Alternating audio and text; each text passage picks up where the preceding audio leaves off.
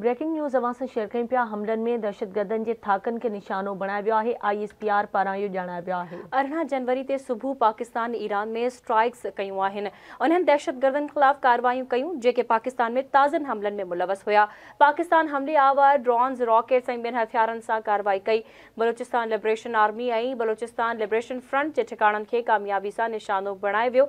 हीउ operation intelligence बुनियाद ते कयो वियो। निशानो बणायल थाक बदनाम दहशतगर्द इस्तेमाल करे रहिया हुआ। ब्रेकिंग न्यूज़ आहे, अवां सां शेयर करे रहिया आहियूं। हमलनि में दहशतगर्दनि जे थाकनि खे निशानो बणायो वियो।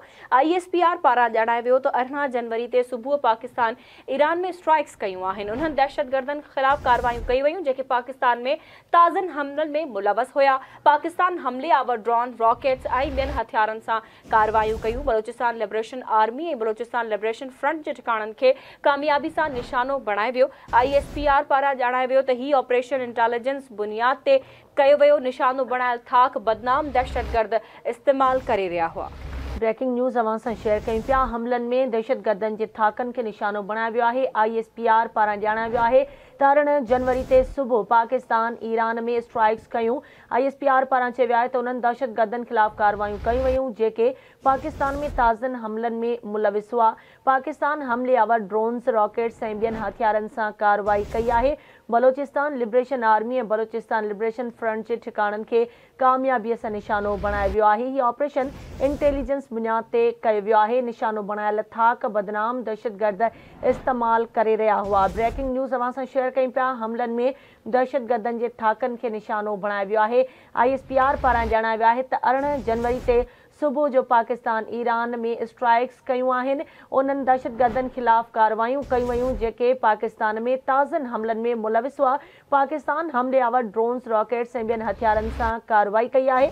बलोचिस्तान लिबरेशन आर्मी ऐं बलोचिस्तान लिबरेशन फ्रंट जे ठिकाणनि खे कामयाबी सां निशानो बणायो आहे। हीउ ऑपरेशन इंटेलिजेंस बुनियाद ते कयो वियो आहे। निशानो बणायल थाक बदनाम दहशतगर्द इस्तेमाल करे रहिया हुआ।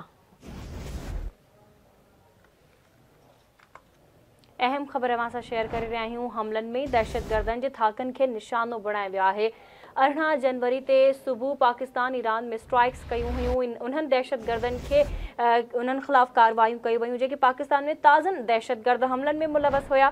पाकिस्तान हमले आवर ड्रोन्स, रॉकेट्स ऐं ॿियनि हथियारनि सां कार्रवाई कई। बलोचिस्तान लिबरेशन आर्मी ऐं बलोचिस्तान लिबरेशन फ्रंट जे ठिकाणनि खे निशानो बणायो वियो आहे। अहम ख़बर अवां सां शेयर करे रहिया आहियूं। पाक ईरान छिकताण। ईरान हमले बाद पाकिस्तान पंहिंजे दिफ़ा जो जवाबु ॾिनो आहे। सिस्तान में दहशतगर्दनि जे थाकनि खे निशानो बणायो वियो। इंटेलिजेंस बुनियाद ते हीउ ऑपरेशन कयो वियो। केतिरा ई दहशतगर्द मारिजी विया। पाकिस्तान अवाम जे तहफ़ुज़ ऐं सलामती ते को बि समझौतो न कंदो। पाकिस्तान केतिरनि ई सालनि खां ईरान खे दहशतगर्दनि बाबति आगाह कंदो रहियो आहे। हमलनि में दहशतगर्दनि जे थाकनि खे निशानो बणायो वियो आहे।